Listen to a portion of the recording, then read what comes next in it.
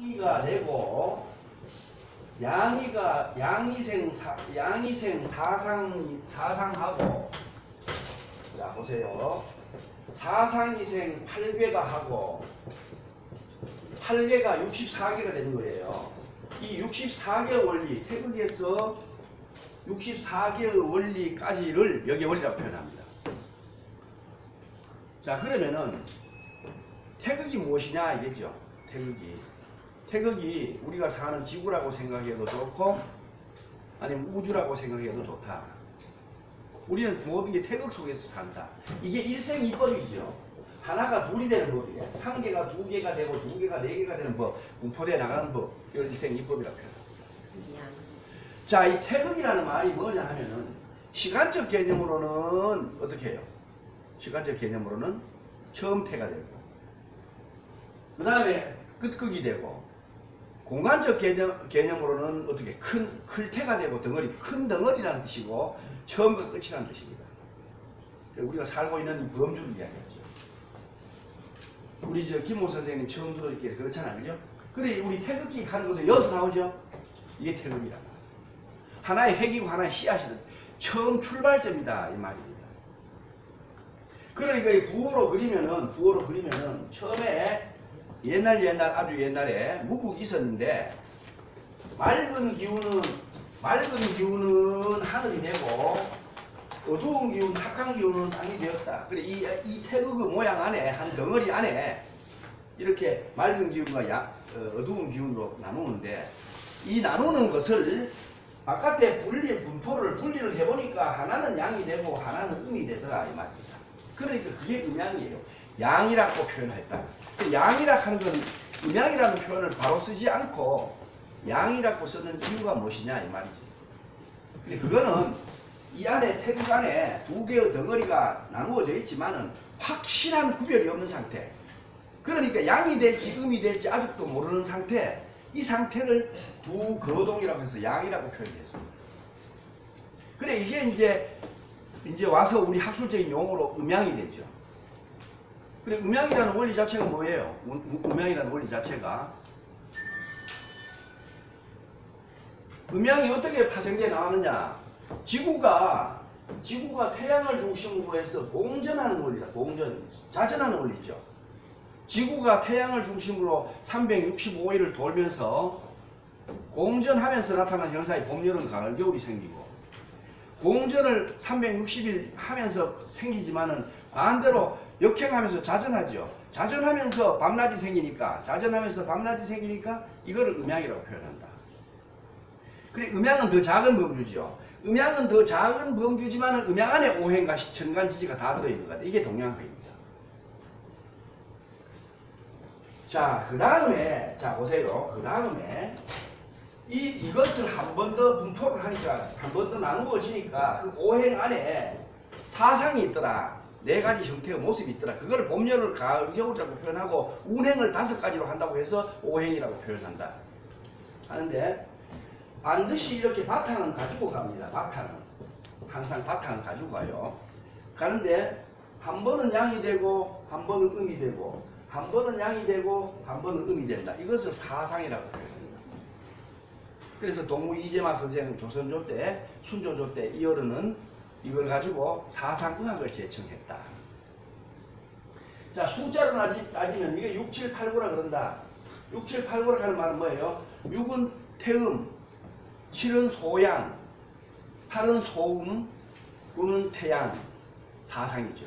그런데 반드시 양 속에 음이 있고 음 속에 양이 있다. 반 나누면 음양이니까.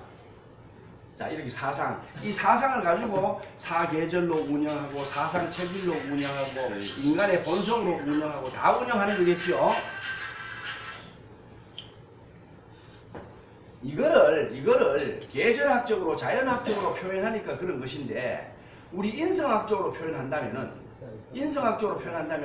맹자님은 인간의 본성은 선하다, 순자는 인간의 본성이 악하다 했는데, 역학적으로 따진다면, 자연학적으로 따진다면은 인간의 본성은 선하다 악하다의 개념이 아니에요.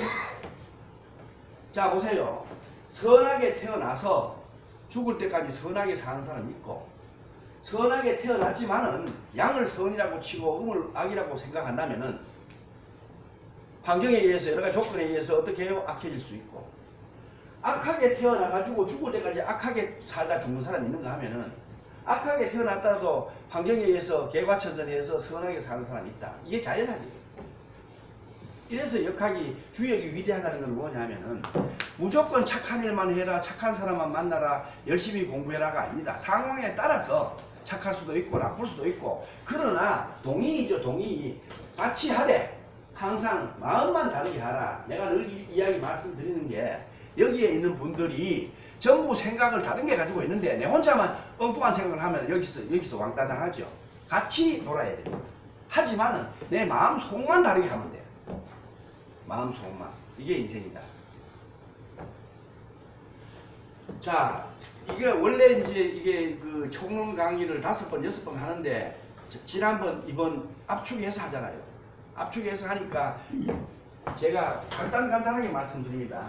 사상에서 한 번 더 분포되니까, 자, 다시 한번 해볼게요. 무극이 태극이 되고, 태극이 양이가 되고, 양이가 사상이 된다. 맞지? 된다. 그러니까 자, 그 다음에 좀 더 이따 인사하소. 자, 그 다음에 바탕은 항상 가지고 간다 했습니다. 이 바탕이 중요하죠. 바탕이.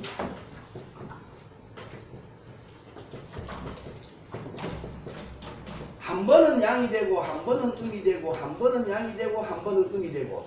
일양지위 도다 이 말이죠. 한 번, 반드시 한 번은 낮이고 한 번은 밤이잖아요. 낮 2번 왔다가 밤 한 번 오는 부분 없잖아. 질서정연한 게 밑에는 양이 4개, 음이 4개, 가운데는 양이 2개, 음이 2개, 위에는 양 하나, 음 하나, 양 하나, 음 하나, 하나, 둘, 이렇게 딱 조직적으로 되어 있잖아. 이게 자연의 모습이야. 자연의 발생 순서이기도 하고 자연의 모습입니다. 우리의 모습이요. 또 이렇게 살아가야 된다는 내용이죠. 그래, 요거를 꼭 알아야 돼요. 여기서부터 이제 우리가 용사를 해요. 쓰임이 있단 말이야. 이 모습이 자연의 모습이다. 자연의 모습인데, 첫 번째 태어나고, 두 번째 태어나고, 세 번째, 네 번째, 다섯 번째, 여섯 번째, 일곱 번째, 여덟 번째 태어났다고 규정을 하고,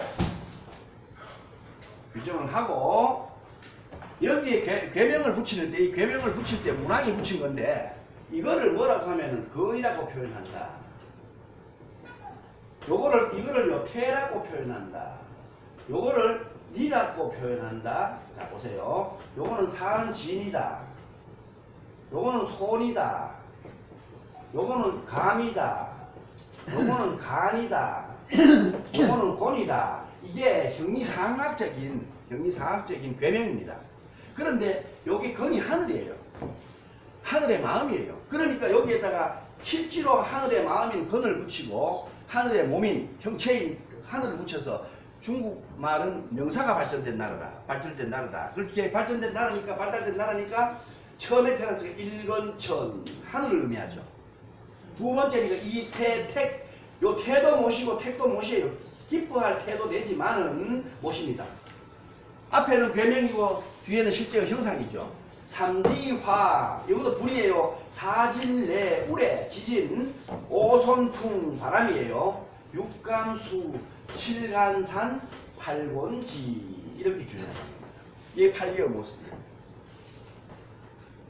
그러니까 이 자연의 모습을 왜 그럼 물상을 취했느냐, 도키시가 5000년 전에 그 물상을 취했느냐, 그리 없던 시대에 해필이면 왜 이 물상이냐 했을 때에 하늘과 땅 사이에, 하늘은 위에 있고 땅은 밑에 있다. 하늘과 땅 사이에 만사 만물이 있는데, 자, 그 모습이 태는 모시고 바다이고, 불은 불이고 태양이고, 지는 우레도 되고 지진도 되고, 붕 이거는 태풍이고, 강은 흘러가는 물 황하, 뭐 큰 거대한 물이고, 이거는 산 에베레스트 산 볼륜산 산이고, 이건 땅 아니요.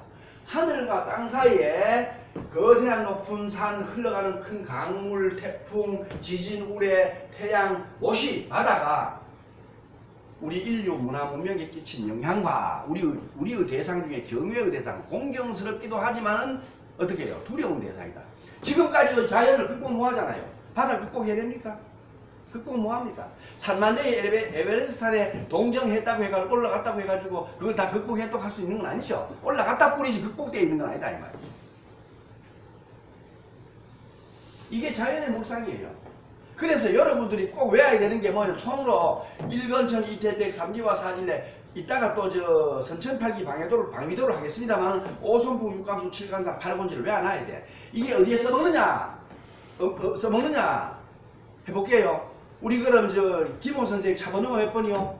9797. 9797. 번호가 구질구질하구나. 자, 9797을 반을 잘라서 이거를 상계로 하고 이걸 하계로 사용합니다.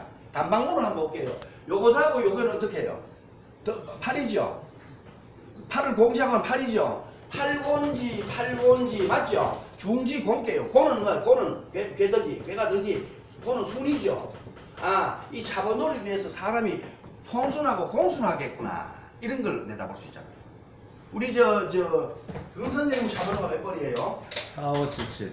4577. 4577 하면 반짜다가 45를 더하면 얼마나요? 9지요. 9를 8개니까 8로 공지하면 얼마입니까? 1건천 77을 또 하면 얼마예요? 1로 붙어주면 얼마입니까? 8이죠. 8 공지하면 몇 남습니까? 6 남죠. 6 남으면 뭐예요? 천수, 송, 맞죠? 건곤, 두목수 6번째 개죠. 송카, 송사송, 다툴송. 이 차번호로 인해가 수탄놈하고 다투겠구나.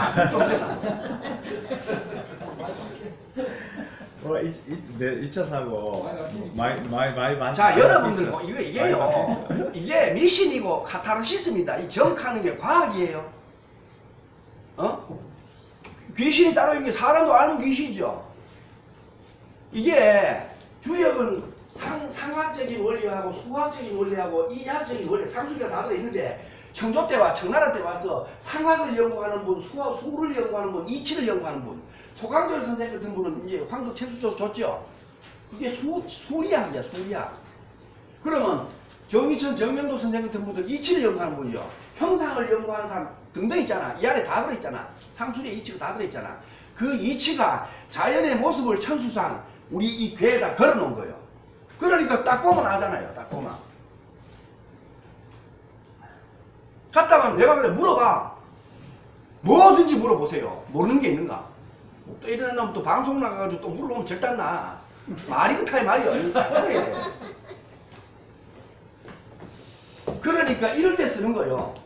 경물치지 성의정심. 대학의 3강령 8종목에 사물을 딱 봤을 때 뭔가 미래를 예지 딱 해보는 거. 물론 이거는 왕양명 학파하고 이천 정주 학파가 있지만은 봤을 때 하는 거. 그 뭐 그냥 떡 봤다 뭘 보는데 뭘 보노?